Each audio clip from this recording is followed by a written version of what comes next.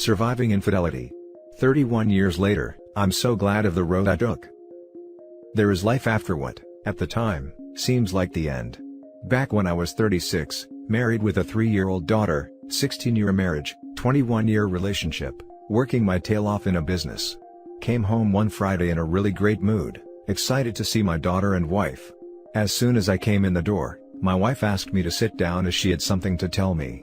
She proceeded to tell me she had been having an affair with one of her customers, she was a hairstylist, and that they both agreed to divorce their spouses and get married. She went on to tell me I was a great guy, but made clear she felt this guy could provide her the lifestyle and material things she felt she deserved. That I did not understand how important material things are to her. Needless to say, I was completely caught off guard.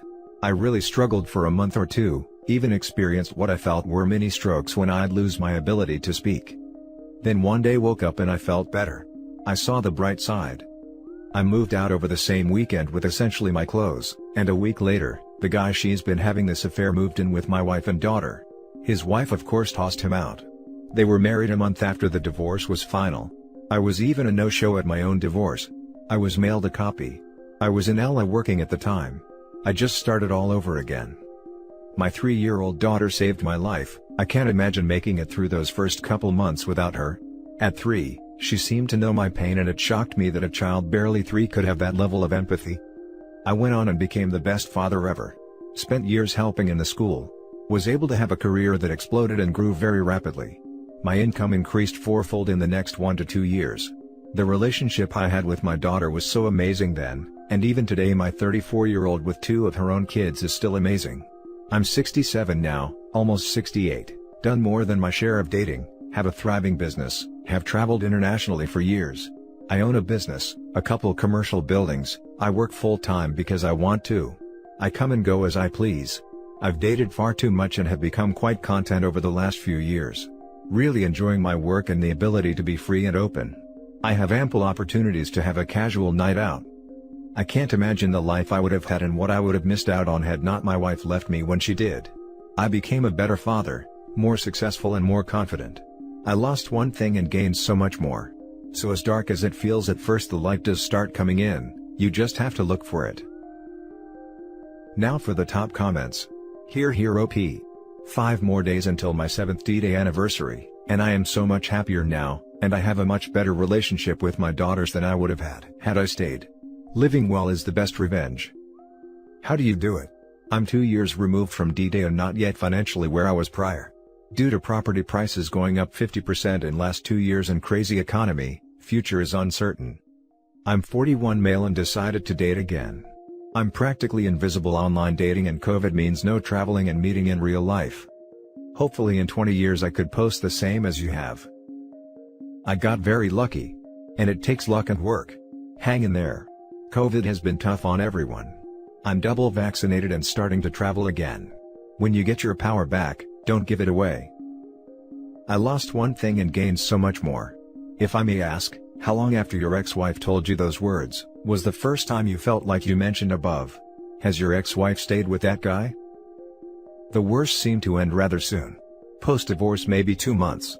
Like I said, I was saved by a 3-year-old little girl. They are still together.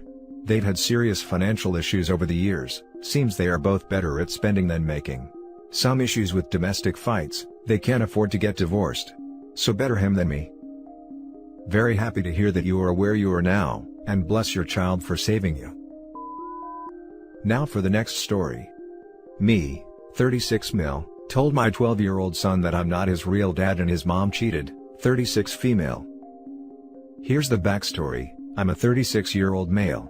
I have a wife who I will call Becky, she's also 36. She was my high school sweetheart, and I also have 2 sons. One being 12 and his name is Carl. We had him when we were 24.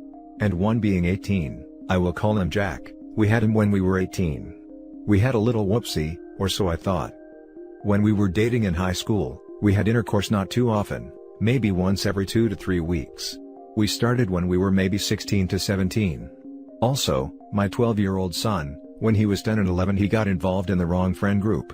I'm not sure where or how they found this out, but they knew everything about intercourse, puberty and pretty much everything you wouldn't want an 11-year-old kid to know. He was always a good kid, So when he confessed to me that he got told about all that and was forced to do some really horrible stuff for his age.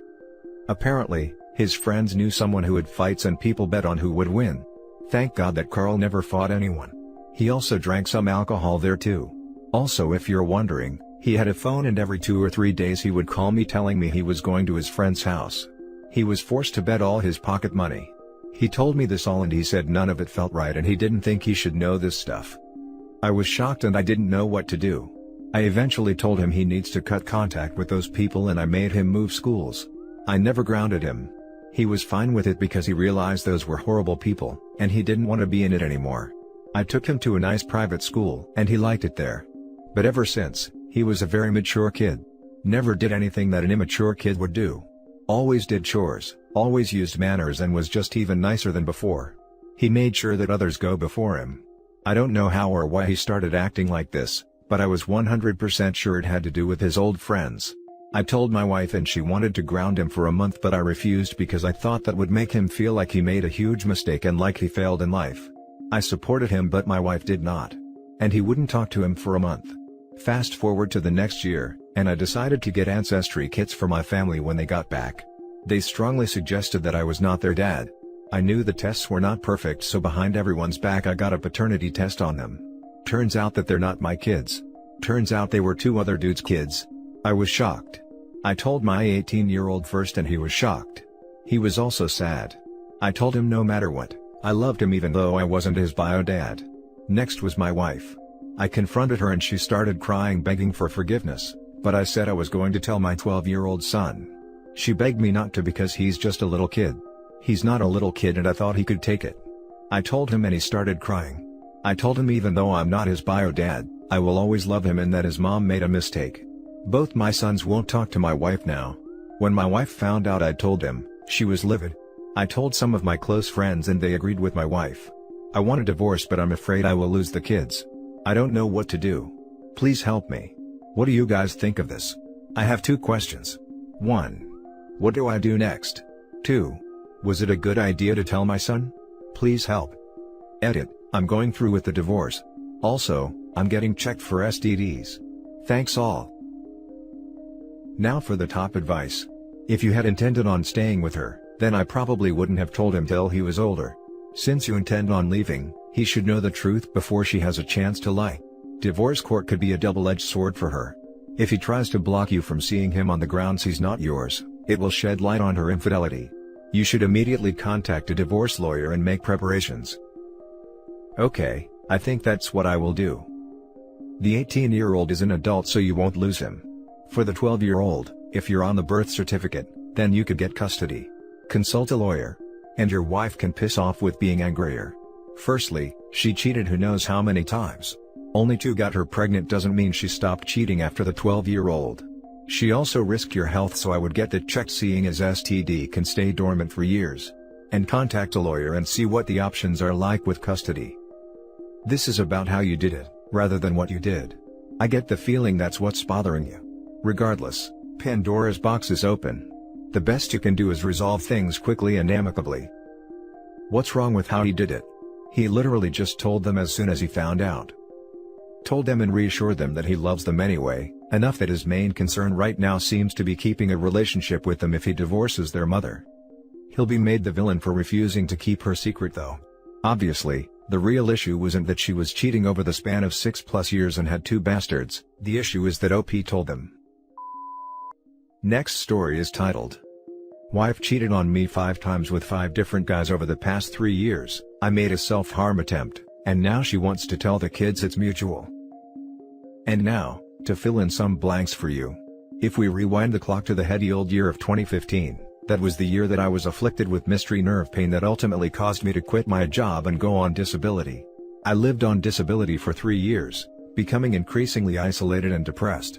I withdrew from my wife and kids and basically only woke up each day to eat and play video games.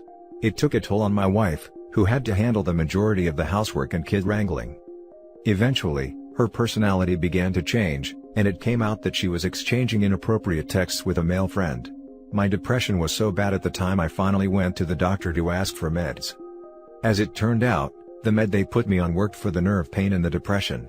It seemed like a miracle cure, and life got better as I was able to get back to work and help out more with the house and kids. Fast forward to current day. And my wife telling me she has no feelings for me anymore and wants a divorce. What happened, you say? Well, in the past 3 years, she has cheated on me 5 separate times with 5 separate guys. Why the hell am I still in this marriage, you say? Well, we have 2 beautiful kids, I'm a forgiving person, and each time I was led to believe that we could potentially work it out. Until this time, when apparently we can't. Each time one of the previous incidents occurred, I would basically halt my life and rearrange everything to accommodate my wife and attempt to make her happy. My depression was so bad and my meds were so screwed up that this time I made a self-harm attempt with pills. I spent a week in the psych ward at the hospital and got things corrected, but now I have all the divorce stuff we are working through. We are basically on the same page with everything except she wants to tell the kids that we are breaking up mutually, when the reality is that she is done with the marriage and wants to end it. All I want her to do is tell the kids that mommy doesn't want to be married to daddy anymore. Is that so crazy? Shouldn't the kids at least be told some of the truth? Now for the top advice. Stand your ground on this. She needs to take some responsibility. This will be a slippery slope because as the kids get older, they will want more information. She then will be able to turn your kids against you as she feeds them more false information. She is the one who broke your vows, who chose to seek attention from other men. She made the violation and now doesn't want responsibility for it. Do not let her off the hook. This isn't mutual. And it hurts the kids more to lie about it. The truth is you are in denial. Your marriage has been over for a long time. Cheated with 5 separate men and you stayed with her. She has no respect for you. The best thing for you and the children is a divorce. Will telling the kids this is all on mom help them feel better, or just you? After they are grown, it would be okay to tell them what she has done, but really, why do you want to stay in this marriage? Unhappy parents raise unhappy children. You should want this divorce more than she does. Respect yourself, then decide what is best for the kids as their parent, not a revengeful betrayed spouse. I appreciate this, and I'm learning in therapy that my low self-worth has kept me in this marriage far longer than I should have been. I am so sorry, brother. I hope you've been getting therapy at the very least. Try looking for a betrayal trauma specialist. Check your inbox, I'm sending some resources. How old are the kids? She might twist it into parental alienation if you're too straightforward. If they're young, I think something along the lines of, mommy broke a super important promise she was supposed to keep with daddy, and mommy and daddy can't stay together anymore because of it. We both love you very much, and it'll just be 2 happy homes instead of 1 from now on. Should be fine. Yes, I'm finally getting some much needed therapy to talk things out. Since there was always the hope of reconciliation, I have kept most of this stuff bottled up over these last few years. Now for the last story. 2 cheating ex-wives. Now I can't get motivated. The short versions. First wife married early 20s, both in the military. There were always rumors of her cheating. She was usually the only one that informed me of the rumors. If me or her was gone, she would call me crying that people were spreading rumors that she was cheating. That probably happened on 4 different occasions. She had done the same, calling me crying on her last deployment, telling me about rumors of her sleeping with a guy. She was trying to have me help him while they were gone. Getting vehicle tags and moving things, etc. She came back. Had me drinking with him and taking shots at my house during a bonfire. The next morning, she told me she didn't want to be with me anymore, then fell back to sleep. I couldn't sleep, and since there were rumors, I checked her computer and found their emails, then confronted her. After some convincing, she finally admitted they'd been sleeping with each other for several months. I had gone on a week-long trip before school ended, and I moved back home. I found handprints on my headboard from her sleeping with him in my bed. We divorced and I moved back to my home state. We had a son that I have custody of, she has visitation. They are now married and live in a different state. I started to date my second wife way too soon after the divorce. She didn't meet my son for almost a year after we started dating. She was nice to him while we dated. We were married about 2 years after we started dating. She'd find something dumb to fight about, then go stay at her mom's regularly, 8 times over the marriage. She had 2 sons that didn't get along with mine, and she'd always take their side. Get mad because I didn't support her when it was only ever my son that would get a punishment. She told me she wanted a divorce just before our 3rd anniversary. Turned out she was moving in with a soccer coach. Afterwards, people started telling me about how she'd cheated with someone else. That happened several times. Aside from another possible 5 to 10 others, there was also 2 of her exes, a guy I'd known my whole life, and my cousin. There were a lot more red flags and signs with both of them, but that would be really long to detail. I realize my ignorance and stupidity in ignoring the signs in my gut. My second divorce was in 2018. I saw a counselor for a while after, but I don't know that it really helped. I used to enjoy lifting weights and exercising. Antidepressants seemed to have killed that enjoyment and made me numb to caring that I'd stop exercising or doing anything really. I quit the meds, but I still can't get motivated to care. I tried dating, but that seems to just be a joke. I see red flags everywhere now. I can't seem to trust anyone anymore. I don't really have any friends. I had one friend since high school. I'm 38 now. He waited till I told him I was divorcing my second wife to inform me he knew. The guy I'd known my whole life had slept with my wife a couple times, and had known for several months. Aside from my mom letting me talk to her and she says nice things, my sister was the only one that ever actually tried to help or do anything supportive. No one else in my large extended family ever said a thing to me. People I'd known my whole life chose her and the soccer coach, and would flat out avoid me. I lived in a town of about 6,000 people. I moved an hour away to a larger city. I'm slowly forcing myself to go to the gym, but I don't really enjoy it anymore. My depression isn't too bad now, but aside from about 3 family members, I don't seem to care about anything. If I'm not working, the gym, or doing stuff with my kid, all I do is sit and watch TV, and it's driving me crazy. Is this lack of motivation normal? How the heck do you trust anyone anymore? How do you get back to somewhat normal? Added for clarity. I am not looking for or wanting a relationship anytime even remotely soon, if ever. I don't trust anyone. I only have one person I talk to regularly. I'm not wanting to trust people so I can get into a relationship. I'd like to have some sort of faith in humanity. Now for the top advice. You start by trusting your own gut and others who told you about the cheating. How can you expect to trust others when you don't trust your gut? I think deep down you had an inkling of what was going on, but chose to ignore clues, signals, hints, peculiarities and third-party rumors. Pretending bad things aren't happening doesn't prevent them from happening. You can start to trust when you look reality straight in the eye fearlessly, and immediately take corrective action when the eyes are evil ones. Oh, I ignored my gut. Blamed it on insecurity. The rumors with the first one, I only ever heard from her. She'd come to me and tell me there were rumors. The only rumors on the second one were from my cousin's wife that I don't talk to. And she vaguely told my sister when they were arguing about something else. Other than that, no one said a thing till I was divorcing her. Then they seemed to come out of the woodworks, but I definitely ignored red flags. I'm wondering why most people in your extended family never felt the need to be loyal to you. I consider their actions betrayal, even your mother. Would you have any idea why very few people take your side? My mother is an unqualified parent and an evil narcissist. But she's the only one whom I can never trust in my family. Yours seem to have come to an agreement beforehand. My dad's family is always negative and have a lot of anger. My paternal grandparents were very mentally abusive and somewhat physically as well. I am only on good terms with a few people on that side of the family. On my mom's side, we were the black sheep. They have the typical preppy middle-class style. They avoid any negative talk and don't say anything really. If it's negative, they avoid it till it blows over. My branch didn't tend to do that after dealing with my dad for so long. They all pretend like we're the bad folks, but in reality, they have skeletons they avoid talking about and tend to look down on us. My mom is one of the nicest people you'd ever meet. She dealt with my severely mentally mistreating dad for 18 years till he divorced her.